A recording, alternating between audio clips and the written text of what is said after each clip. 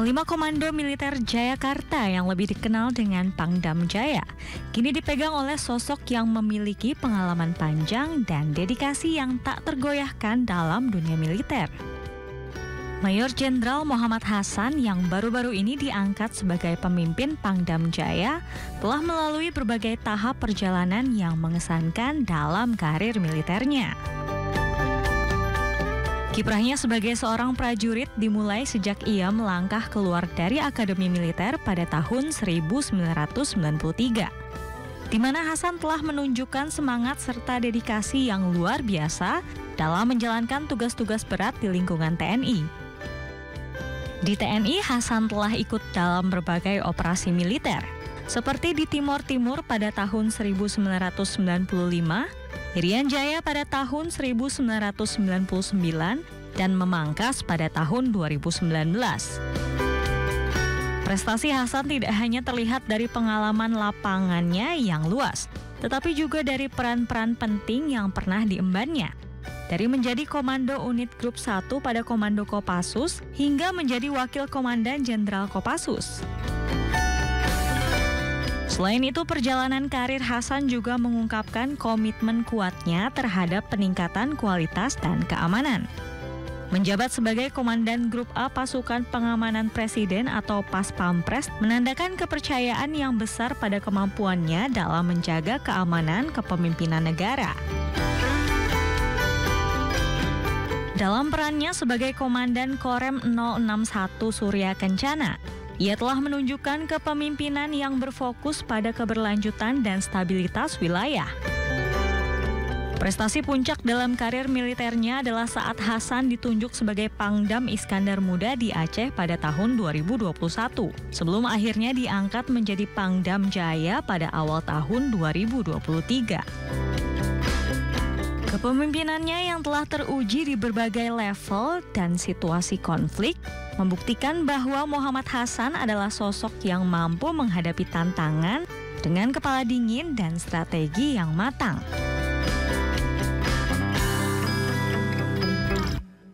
Terima kasih pemirsa, Anda masih bersama kami dalam One on One dan saya masih bersama dengan Pangdam Jaya Jayakarta, Majen TNI Muhammad Hasan. Malam hari ini Bapak masih semangat ya Pak ya? Saya sih ikutan semangat Bapak mendengar cerita tadi di segmen 1, mau saya teruskan lagi di segmen 2 begitu ya Pak ya? Terkait dengan isi buku dari punya Pak Majen TNI Muhammad Hasan ini, Menjaga Jokowi, Menjaga Nusantara, pengalaman beliau selama menjadi Komandan Grup A Pas Pampres di tahun 2016 hingga 2018, menjaga Presiden Republik Indonesia Joko Widodo. Oke Bapak, kita akan sedikit breakdown lagi terkait dengan pengalaman tidak terlupakan begitu ya dari para Pas Pampres. Ini tadi ada beberapa cerita terutama yang terjadi di Jawa Barat begitu Pak, di Cirebon lebih tepatnya. Mungkin boleh dibocorkan ini cerita soal apa? Oh, itu ketika kita akan mengunjungi pesantren Buntet. Itu ada kegiatan semacam peresmian pesantren atau ya semacam haul-haul itulah yang Bapak Presiden mengunjungi pesantren Buntet, pesantren yang cukup terkenal di Jawa Barat. Itu kita ke Cirebon, kita berhenti kita naik pesawat kecil di bandara Cirebon, kita landing, terus naik mobil kita ke arah Buntet itu. Hari itu jam 10 setengah 11 lah kita udah mendarat situ. Kemudian ketika kita melatih Pantura kan masih jalan besar nih. Nah, ke arah Buntet itu, ke arah pesantren Buntet itu kan jalan kampung, jalan jalan kabupaten atau jalan provinsi lah. Nah di situ mulai masyarakat sangat banyak sekali. Yang sudah dengan informasi Bapak datang? Ya sudah tahu Bapak mau ke pesantren Buntet itu, sehingga penyambutan masyarakat di sepanjang jalan itu ramai sekali. Hanya karena Bapak buka kaca mobil, akhirnya kan protap kita kan langsung turun lari samping mobil kanan kiri. Saya pas di kaca mobilnya beliau itu, jadi kita lari, masih segar, masih kuat lah, 1 kilo kita masih lama. 1 kilo naik lagi udah naik karena udah agak sepi dikit. 1 kilo naik, kemudian jalan lagi, banyak lagi orang turun lagi. Total ada 5 kali turun naik lah kita tuh. Terus kita sampai pas udah mau kita ke arah pesawat itu, kita masih blank, belum berapa kilo belum tahu. Masyarakat semakin banyak yang ke arah pesawat itu. Kita jalanlah terus kan di mobil itu. Kita udah mulai jam 11. Iya, matahari. Cirebon tahu sendiri kan kayak gimana Cirebon ke Padang Medan. Matahari di atas itu. Di atas. Dan kita waktu itu masih pakai baju safari warna hitam. Warna hitam yang Ya dulu protap lama kita pakai baju safari atau batik, tapi karena kita di lapangan kita pakai baju safari warna hitam tuh. Maksimal. Itu kita jalan terus sambil apa namanya mengawal di pinggir mobil Pak Jokowi buka kaca, lempar apa ngasih kaos, ngasih apa ke masyarakat yang ada sambil dipanggil. Kita bolak-balik tuh, kalau ditunjuk, datang kita antar ke beliau seperti itu. Itu total hampir berapa kilo kita lari itu, tiba-tiba udah agak sepi. Tapi masyarakat masih ada gitu loh. Pak Jokowi di dalam mobil udah pasang naik aja katanya. Akhirnya kita naik ke mobil, alhamdulillah nih bisa rehat sebentar di mobil. Masuk mobil, buka apa, AC kita arahan ke udah kena panas itu kan. Tiba-tiba pas nggak sampai 500 meter, belum buka kaca lagi. Bapak buka kaca katanya, Bapak pelan lagi. Udah turun lagi kita. Waduh ini kita dikerjain presiden sih. Dan itu memang ya keunikan terjadi sama beliau kan, entah sengaja apa enggak saya nggak tahu lah, itu Bapak yang tahu lah kan. Cuman kita hanya aduh nih kita kerjaan presiden dalam hati kita kan, hanya kita jalan terus sampai ke ini. Sampai saya sempat agak emosi itu nanya sama dan kawal, berapa kilo lagi nih? 1 kilo lagi Pak katanya. Oke. Dan akhirnya total kita nyampe ke mana, ke pesantren Buntet itu, saya hitung itu sama berapa kilo kita lari nih, 6, sekian kilo gitu. Wow, jadi nah, itulah. Aduh, endurance benar-benar lagi diuji saat itu ya Pak ya? Ya itulah, akhirnya kan memang kalau kita grup harus kuat fisiknya tuh, bisa kuat lari seperti itu dalam keadaan yang ini. Ya mungkin juga karena kita memang ya ini ya fokus dengan pengamanan aja, kita nggak terasa capek lah. Sampai bumper terasa capeknya. Tapi itu baju semuanya. Nah itu cerita lucu lagi tuh. Oh, gimana? Sampai cerita Buntet, kalau ke Buntet, saya udah nggak sanggup lagi tuh duduk dia di tempat acara itu. Hanya saya bilang, coba saya mau naik ke atas dulu, mau istirahat di belakang. Hanya saya masuk ke ada posko pesantren, saya buka baju, saya dinginkan badan saya, minum air sebanyak mungkin supaya nggak dehidrasi. Tapi hanya baju saya yang setelah kering itu, karena baju hitam apa? Safari warna hitam, muncullah pulau-pulau kecil tuh putih garam-garam itu. Kan bikin malu gitu. Baju itu bikin ada pulau-pulaunya. Karena kita masuk lagi ke acara berikutnya lagi, makan siang di mana gitu. Nggak bisa dong terlihat tidak rapi begitu ya Pak ya. Tapi tetap aja kelihatan. Oke. Tapi hanya saya lihat Bapak mungkin tahu nih apa Pas Sampes kalau pakai baju safari warna hitam atau warna gelap pada saat tidak seperti nggak bisa gitu. Dan sejak itulah kita diminta oleh beliau, udah nanti kalau di lapang kalian pakai kaos aja atau pakai baju yang lebih menyerap keringat. Sehingga awalnya kita tuh diberikan kaos sama beliau, diberikan kaos nih nanti untuk pengalaman berikutnya pakai kaos ini. Itu ide dari Pak Presiden? Pak Presiden dulu yang memberikan kita semua kita. Sekarang kan Pak Sampes kan pakai baju taktikal kan, dengan pendek kan. Itu udah dikasih berikutnya. Awalnya kita saya dikasih kaos yang supaya nyerap keringat nih supaya ini. Karena mungkin beliau lihat nih kok Pak Sampes bajunya bolong-bolong putih-putih ini kan seperti itu. Keringet. Jadi Bapak apa ya melihat situasi juga begitu, situasi juga terus kemudian menyesuaikannya dan ya ini menjadi sebuah upgrade lagi ya Pak ya dari operasional para Pas Pampres ya. Betul. Oke. Untuk Bapak lihat lah kita mungkin sehingga kita hanya pada pengalaman berikutnya lebih nyaman dan boleh pakai sepatu yang juga sesuai disesuaikan. Dia kan pakai sepatu juga kan nanti kita pakai baju yang lebih taktikal dan lebih nyaman untuk lebih dinamis juga begitu ya Pak ya. Oke, jadi di balik wajah jahilnya ini dari Pak Presiden Joko Widodo, beliau memahami situasi, sangat perhatian terhadap kita dan kita karena walaupun mungkin wah ini udah kasihan nih Pak Sampes katanya kalau pakai baju safari terus kita selain memang panas kok baju hitam terus nanti kan nyerap keringat, nyerap panas seperti itu. Oke. Pernah ngobrol lebih dalam begitu dengan Pak Presiden, terutama ketika berbarengan begitu dengan rutinitas beliau belusukan gitu? Ya, jujur kalau saya orangnya kan kalau tidak beliau sendiri kan memang bukan nggak pernah kita secara khusus untuk ngobrol, tidak pernah. Kecuali ada perintah khusus baru kita ngobrol. Dan saya pun ya kalau nggak ada yang ngomong diem aja. Fungsi kita pengamanan gitu.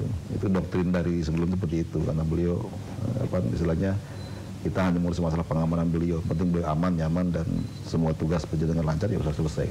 Nggak ada momen khusus kita ngobrol. Kecuali pada saat makan lah, paling tanya, iya makan gitu.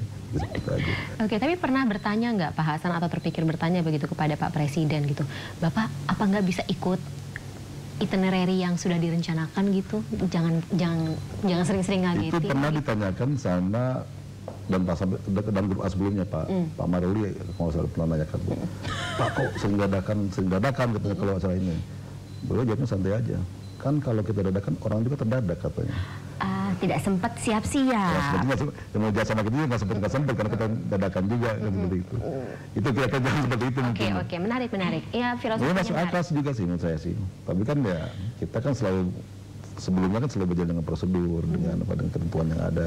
Tapi hanya di zaman Pak Jokowi ini memulai modifikasi sedikit, beradaptasi dengan kebiasaan beliau, dan hanya mensinkronkan rasa aman dan nyaman tadi dalam sebuah pengawalan yang kepala negara seperti ini. Yang cukup unik begitu ya, tidak terjadi di kepala negara lainnya begitu Pak. Ya, Bapak juga bercerita di sini kayaknya presiden-presiden atau kepala pemerintahan negara lain nggak ada yang kayak gini. Ya, bahkan kita kalau di luar negeri malah mereka melihat presiden di kerumunan masyarakat tuh, wah itu kayak protek pun nggak boleh sama mereka seperti itu. Benar, makanya kayak ini unik banget sih, unik sekali gitu hanya terjadi pada Pak Presiden kita saat ini. Nah, tapi bekal-bekal ini atau pengalaman gitu ketika Bapak menjabat sebagai Komandan Grup A Pas Pampres, ini juga menjadi sebuah privilege atau keuntungan sendiri ketika Bapak sekarang menjabat sebagai Pangdam Jaya Jayakarta. Saya mengalir saja sih sebenarnya kan, karena saya juga menjadi dan grup A itu juga ya memang mungkin kepercayaan dan tugas yang diberikan sama negara sama saya kan. Padahal mungkin saya dipercaya lagi untuk nggak jauh-jauh lah kan dari Jakarta ke Bogor lagi kan. Kemudian mendapat beberapa posisi yang istilahnya lebih baik lah daripada sebelumnya ya alhamdulillah. Tapi saya masih dipercaya seperti itu, dan saya hanya melakukan terbaik di pekerjaan saya, dan apabila itu dinilai baik oleh atasan saya, ya saya siap terima lah seperti itu. Oke. Dari ketika Bapak, sebelum ketika menjabat sebagai Pas Pampres, kemudian sampai dengan menjadi Pangdam saat ini, begitu Bapak, perjalanannya seperti roller coaster begitu ya.